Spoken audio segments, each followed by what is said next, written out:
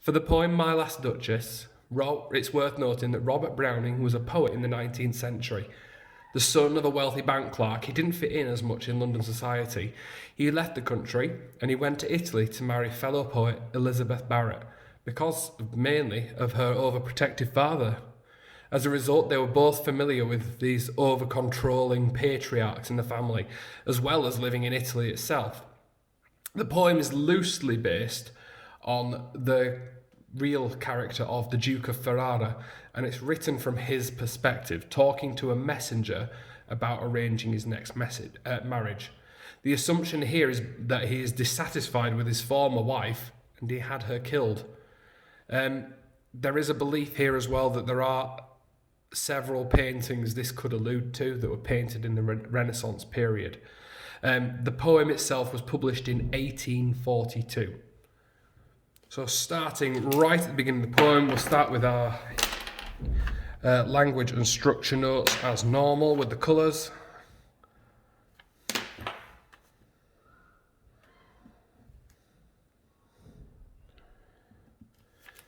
And then I'm just going to put the themes box at the end so I don't forget. So, like I said, we have the context here of the word Ferrara relates to the Duke of Ferrara, and this is in the 14th, 16th centuries. That's My Last Duchess painted on the wall. And immediately we have this language of objectification, this language of possession.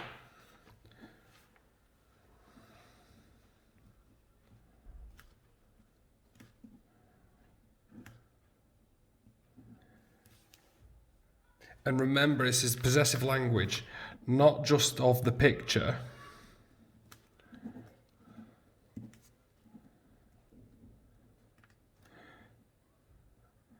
but of his wife.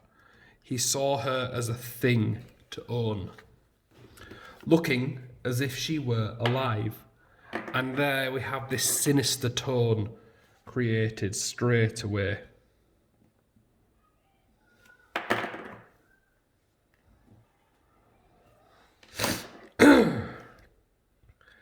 I call that piece a wonder now, Fra Pandolf's hands, and Fra Pandolf is the artist there.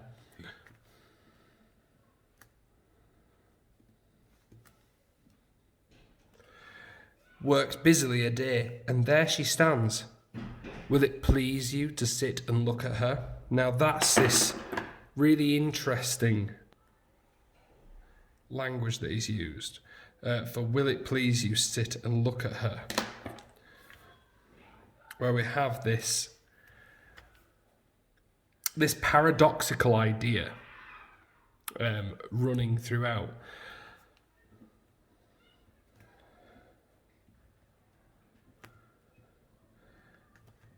And it sounds like he's being nice and calm and polite, but actually, in fact, he's really being forceful.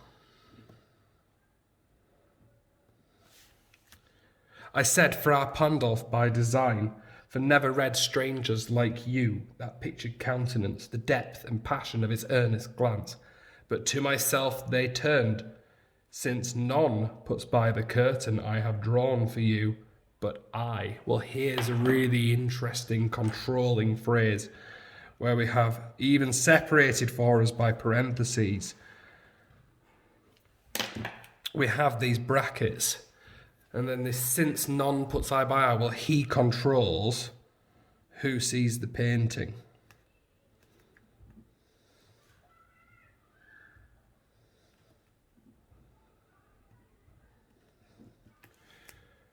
But it's ironic as well, because he couldn't control who saw his wife.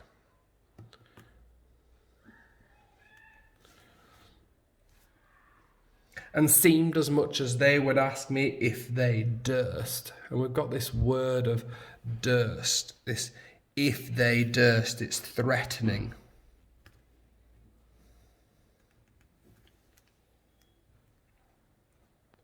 Sir, 'twas not her husband's presence only called that spot. And here we have this repetition that follows later on in line 21, that spot of joy. So we have that spot and that spot linked together here. So the repetition, it shows that his wife's blushes, as in his wife's flirting and his wife's talking, bothers him.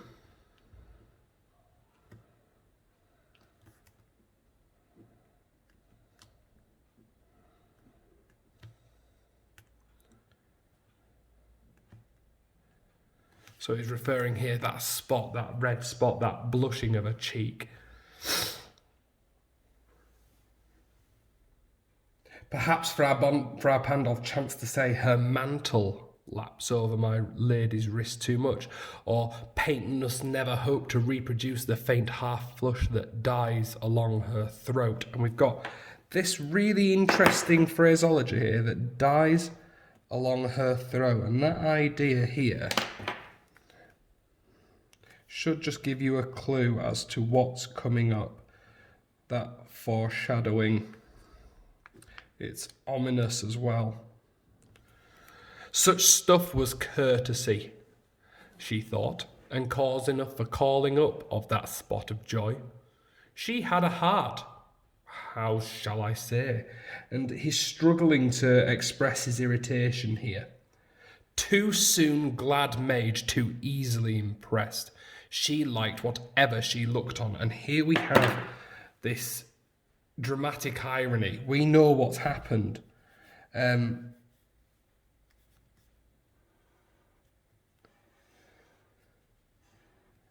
So the messenger doesn't know what's happened, but we know. We know that the wife's dead. It's mentioned in the painting there. Will it please you look at her? Well, it's this idea, and the nun puts the curtain by eye, and it's, you know, she's dead. It's only Ferrara knows that she's dead at this point. The messenger doesn't. So there's this dramatic irony.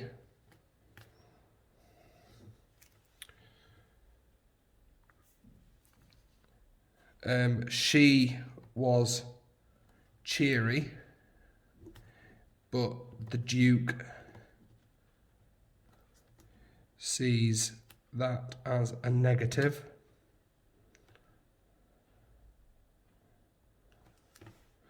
And her looks went everywhere. Sir, 'twas all one, my favourite her breast. And we have here, Sir, 'twas all one. It's like he's justifying himself. My favourite her breast, the dropping of daylight in the west. The bough of cherries some officious fool broke in the orchard for her, the white mule. And we have here this enjambment here. So looking at this part here, the enjambment of officious fool broke in the orchard. That enjambment there, because there is enjambment throughout, but this particular one, it sounds like he's getting carried away by anger.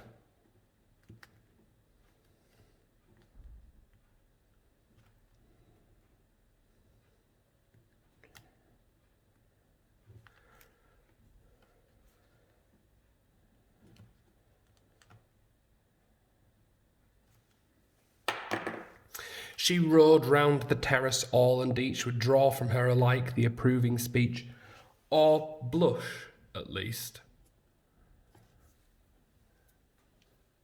But what's interesting before we turn over onto that section is this little structural caesura here, this pause.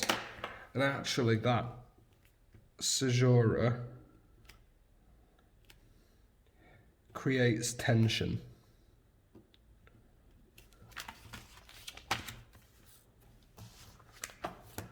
She rode round the terrace, all and each would draw from her alike the approving speech. And what we have here is that people would comment on her beauty,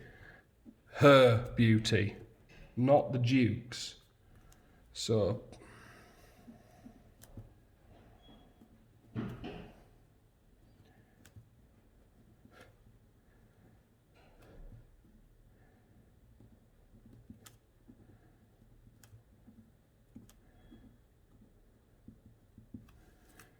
or blush at least. She thanked men good, but thanked somehow I know not how, as if she ranked.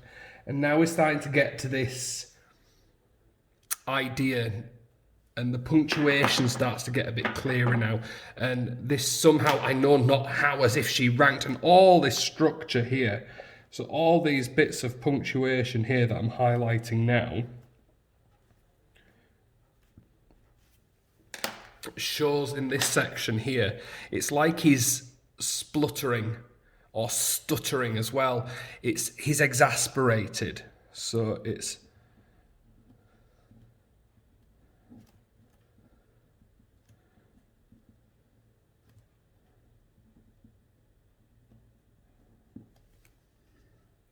and the fact that he's so exasperated, it's starts to show us this anger. And then we see why he's so annoyed. Well, it's the status of what he's given her almost. And my gift of 900 years old name. So here, his title is nothing special for her.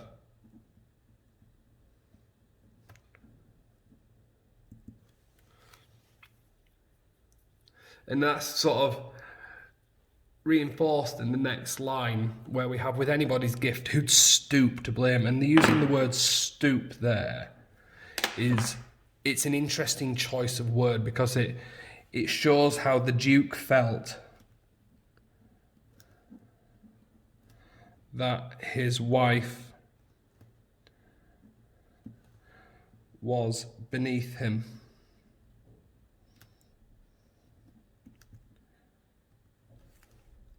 This sort of trifling, even had you skill in speech, which I have not. Well, it's false modesty here. He's pretending to be, oh, well, I can't really talk about it easily, but actually he is quite oratorially gifted.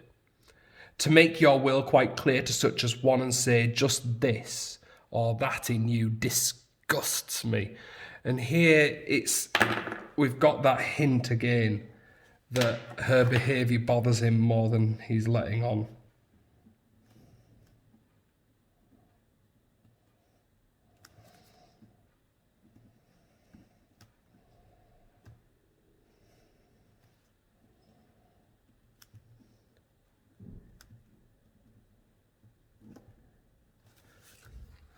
I'm just going to separate some of these notes out. Here you miss, or there exceed the mark, and if she let herself be lesson son, or plainly set her wits to yours forsooth, and make excuse, e'en then would be then some stooping, and I choose never to stoop. So here he's saying he's so proud, and we're talking about pride here as a negative. He's almost arrogant about it.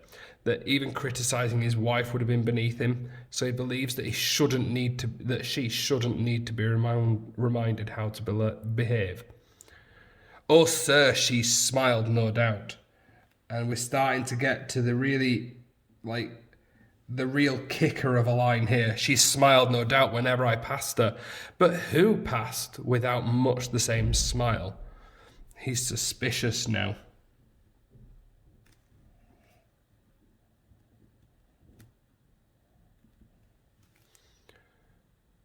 This grew.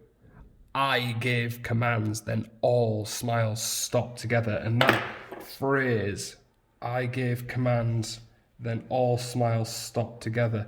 The use of that phrase there is a euphemism, which means a nice way of saying something that's not nice.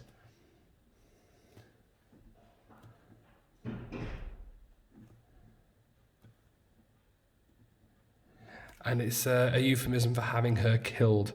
That I gave commands, that phrase, it's very cold, very cynical.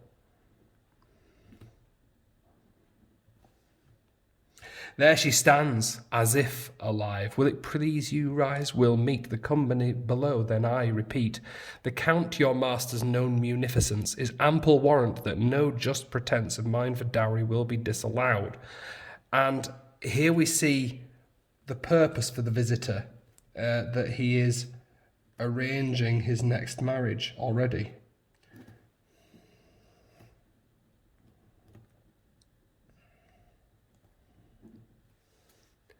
Though his fair daughter's self, as I avowed, starting is my object, nay, we'll go together down, sir. Notice Neptune, though, taming a seahorse, thought a rarity. And we just have this little return to his art collection.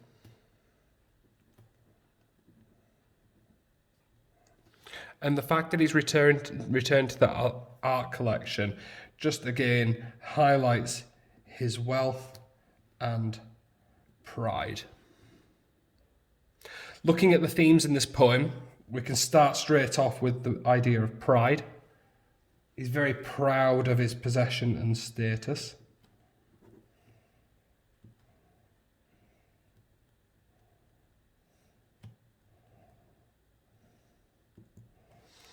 The second idea would be that of jealousy. The fact that he can't stand the way that he's treated the same as everybody else. So I would say jealous of his wife. Treatment of others. And then the last idea would be this very clear power that he enjoys control. However, it's ironic that he enjoys the control because he couldn't control his wife the way he wanted to. So the poems to compare this with, you could talk about the pride or craving for power, I should say.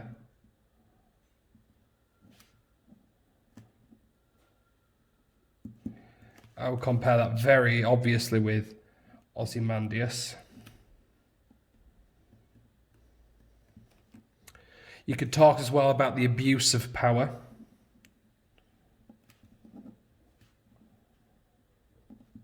And that would be most obvious in checking out my history.